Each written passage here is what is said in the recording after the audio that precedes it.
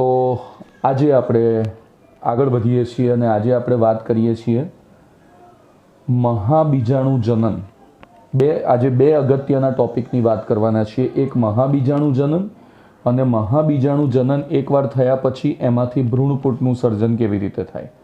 બંને ટોપિક સમજવા માટે ખૂબ જ અગત્યના છે અને આ ટોપિકને ધ્યાનમાં લઈને નીટ કે અન્ય પરીક્ષાની અંદર MCQ પણ વધારે પૂછાય છે. તો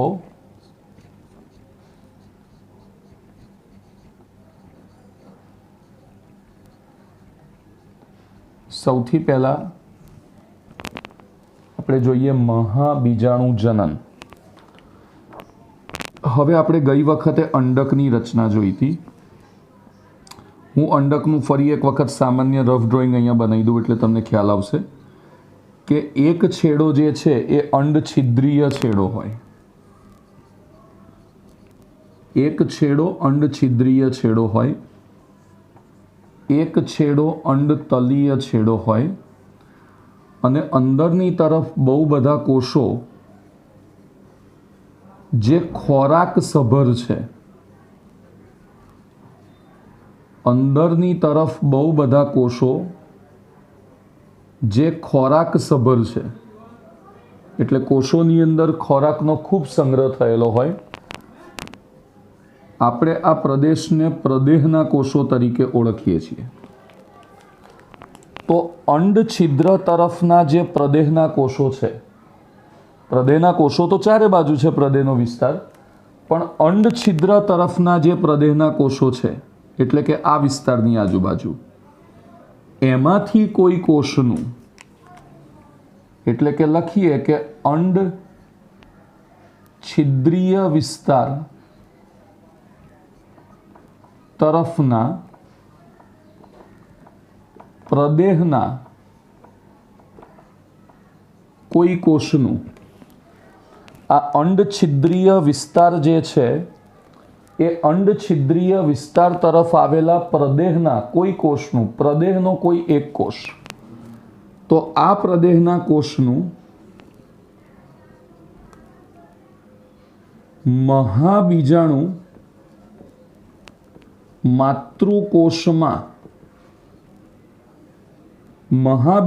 માતૃકોષમાં વિભેદન થાય છે. મૂળભૂત રીતે તો એ ખોરાક સંગ્રહિત કોષ છે, પણ તમે જાણો છો કે વિકાસની પ્રક્રિયામાં વિભેદન એટલે કે બંધારણમાં ફેરફાર થાય. તો અંડછિદ્રીય તરફના જે પ્રદેહના કોષો છે એમાંથી કોઈ એકાદા કોષનું સમયાંતરે મહાબીજાણુ માતૃકોષમાં વિભેદન થાય. હવે મહાબીજાણુ માતૃકોષમાં વિભેદન થાય એટલે હવે આ મહાબીજાણુ માતૃકોષમાંથી આગળ વધતા એમાંથી મહાબીજાણુ બને અને એમાંથી પછી ભ્રૂણપુટ બને. તો જેવું મહાબીજાણુ માતૃકોષ, હવે અત્યાર સુધી તો આ દૈહિક ભાગનો જ કોષ છે, એટલે હજી સુધી કોઈ પ્લોઇડી અથવા તો રંગસૂત્રની સંખ્યાને રિલેટેડ કોઈ ફેરફાર થયા નથી. એટલે આ મહાબીજાણુ માતૃકોષ છે એ 2n છે. પણ હવે મહાબીજાણુ જનનની પ્રક્રિયામાં આમાંથી જે કોષ, કોઈ એક કોષ,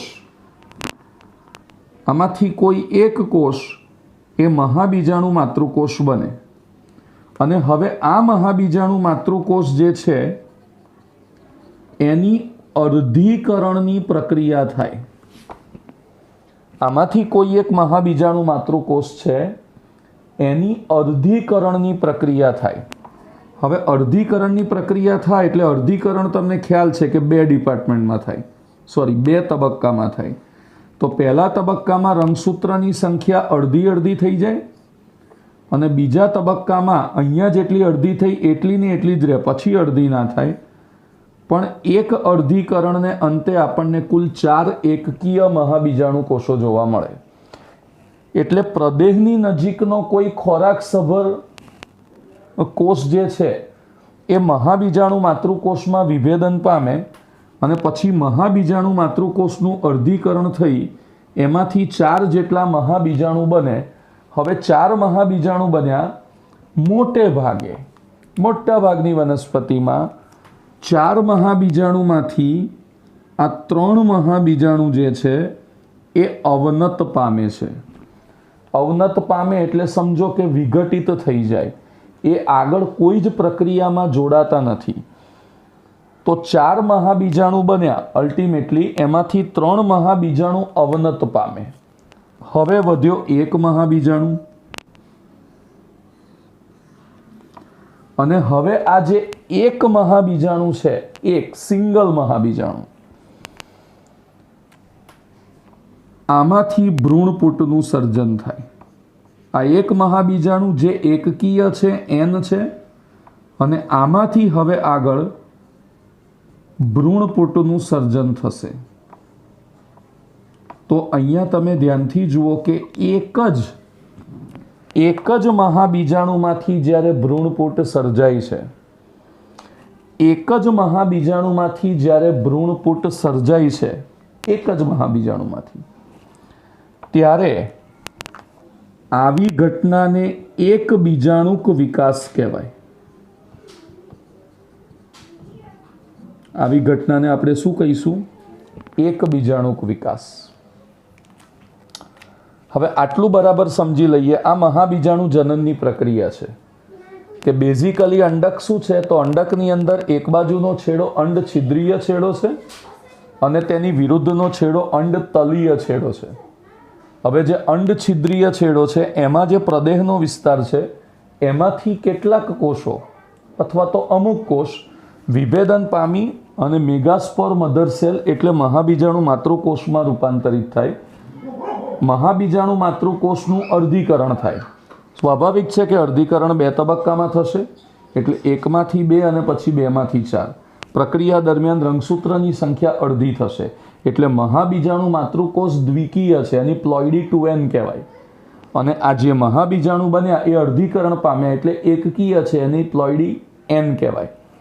હવે 4 મહાબીજાણુમાંથી મોટાભાગની વનસ્પતિમાં 3 મહાબીજાણુ જે છે એ વિકાસ પામતા નથી. 3 મહાબીજાણુ અવનત પામે છે, પણ એક જ મહાબીજાણુમાંથી પછી ભ્રૂણપુટનું સર્જન થાય છે. અને આ એક જ મહાબીજાણુમાંથી ભ્રૂણપુટનું સર્જન થયું એટલે એને એક બીજાણુક વિકાસ કહેવાય. હવે આગળની પ્રક્રિયાને આપણે બહુ જ એકદમ વ્યવસ્થિત રીતે સમજી શકીએ, એટલે આટલું બરાબર ક્લિયર કરી લો કે આ એક મહાબીજાણુ છે, મેગાસ્પોર મધર સેલનું અર્ધીકરણ થઈને 4 એકકીય બને, એમાંથી 3 નાશ પામે. એક છે એમાંથી આખા ભ્રૂણપુટનું સર્જન કેવી રીતે થાય એને આપણે સમજીએ.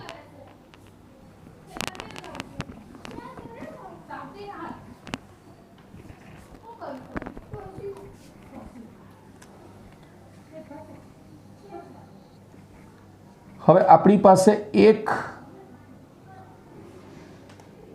આપણી પાસે અંડકની અંદર ભ્રૂણપુટ, એની અંદર જે 1માંથી 4 બન્યા, 3 નાશ પામ્યા. હવે આ એક કોષ કેન્દ્ર છે, બરાબર ફોકસ કરજો.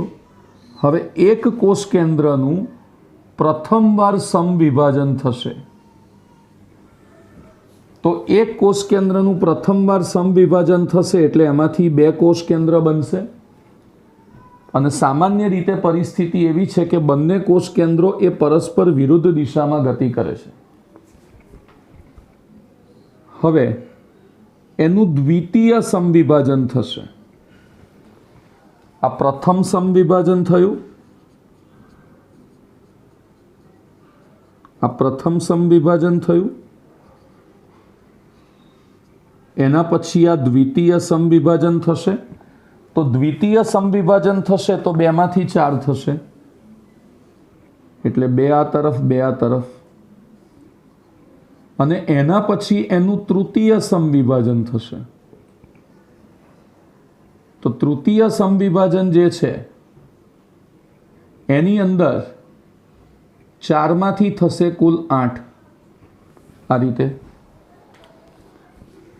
તો આ રીતે એક જ કોષ કેન્દ્ર, જે એક જ મહાબીજાણુ માતૃકોષ હતું, એનું આગળ ક્રમશઃ 3 વખત સમવિભાજન થાય.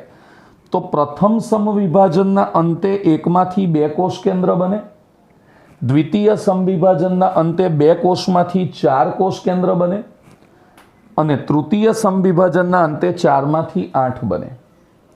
મજાની વાત એ છે કે આ જેટલા પણ સમવિભાજન થયા એ બધા જ સમવિભાજન એ મુક્ત કેન્દ્રસ્થ સમવિભાજન છે.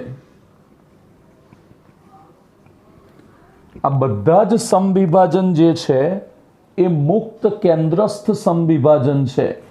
મુક્ત કેન્દ્રસ્થ સમવિભાજન હોવાથી શું થાય? તો મુક્ત કેન્દ્રસ્થ સમવિભાજનનો મતલબ એવો કે કોષ કેન્દ્રનું વિભાજન થયું પણ હજી સુધી કોષ દિવાલનું સર્જન થયું નથી અને હવે ધીમે ધીમે કોષ દિવાલના સર્જનના ભાગરૂપે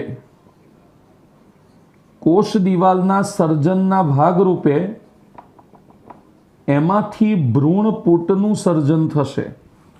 હવે જો અત્યાર સુધી આ કોષ કેન્દ્ર જ છે, હજી કોષ દિવાલ નથી બની, તો જેમ જેમ કોષ દિવાલ બનતી જશે, કોષરસ ને કોષ દિવાલ, એટલે એ કોષીય સ્વરૂપ ધારણ કરશે. તો આપણી જોડે કુલ 8 કોષ છે, 8 કોષ કેન્દ્ર. 8માંથી 6 કોષ કેન્દ્ર એ કોષ દિવાલને ધારણ કરી કોષીય રચનામાં ફેરવાય અને બાકીના 2 કોષ કેન્દ્ર, આ 6, બાકીના 2 કોષ કેન્દ્ર એ ધ્રુવીય વિસ્તારમાં, એટલે કે થોડુંક સેન્ટર પોઝિશનમાં, અને એ ધ્રુવીય કોષ બનાવે. તો આને જરાક સમજીએ, આ આખી પ્રક્રિયાને સમજીશું એટલે બરાબર ક્લિયર થઈ જશે. જુઓ, ટોટલ 8માંથી 6 કોષ કેન્દ્ર કોષ દિવાલ સર્જશે અને કોષ દિવાલનું નિર્માણ કરશે. જેવી રીતે કે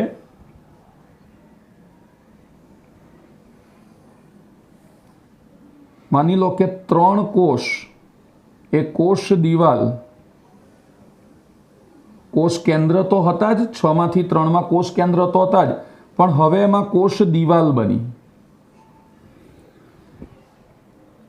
અને માની લો કે આ અંડતલીય છેડો છે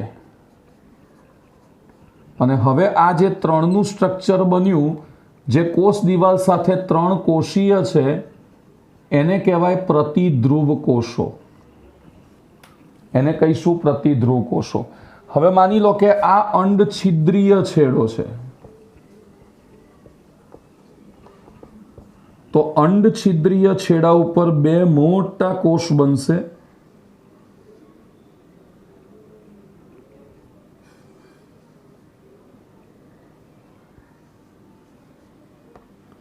જેમાં કોષ કેન્દ્ર હશે, હજી એક કોષ બનશે.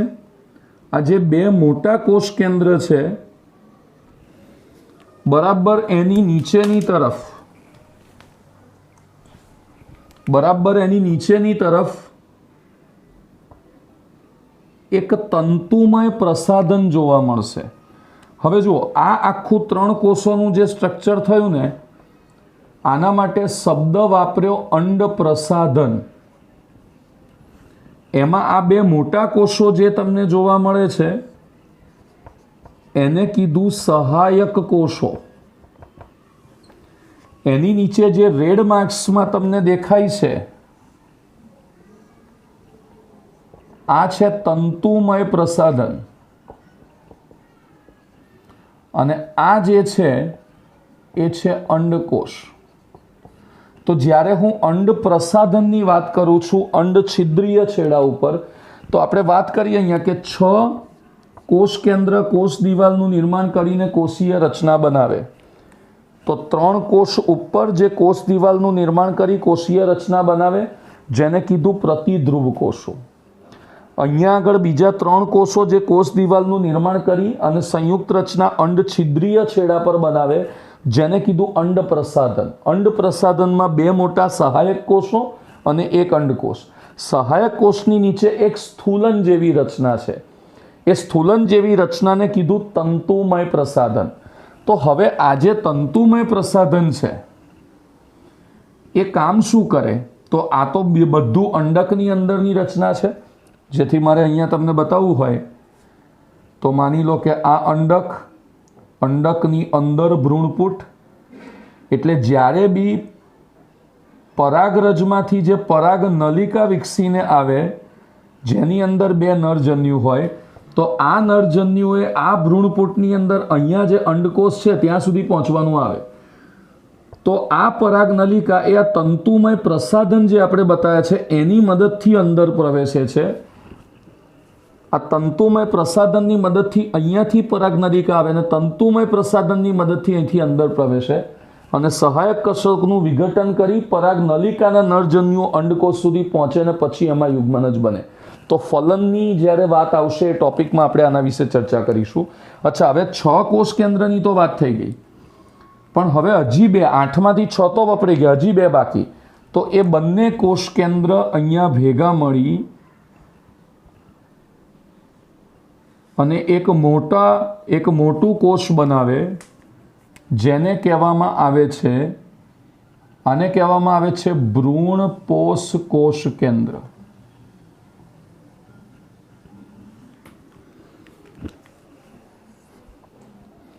આને કહેવામાં આવે છે, અચ્છા, ભ્રૂણપોષ કોષ કેન્દ્ર તો હજી પાછળની સ્થિતિ છે, પણ ક્રમશઃ જોઈએ તો આ શું છે? પ્રતિધ્રુવ કોષો. આ છે અંડ પ્રસાધન અને આને આપણે નામ આપીએ દ્વિકીય કોષ કેન્દ્ર. અને આ થોડું મોટા કદનું છે. હવે જુઓ, જ્યારે પરાગનલિકા અહીંયાથી એન્ટર થશે, પરાગનલિકા, તો પરાગનલિકા પાસે 2 નરજન્યુ છે. બરાબર, ફોકસ કરજો આ વાત પર. પરાગનલિકા પાસે 2 નરજન્યુ છે.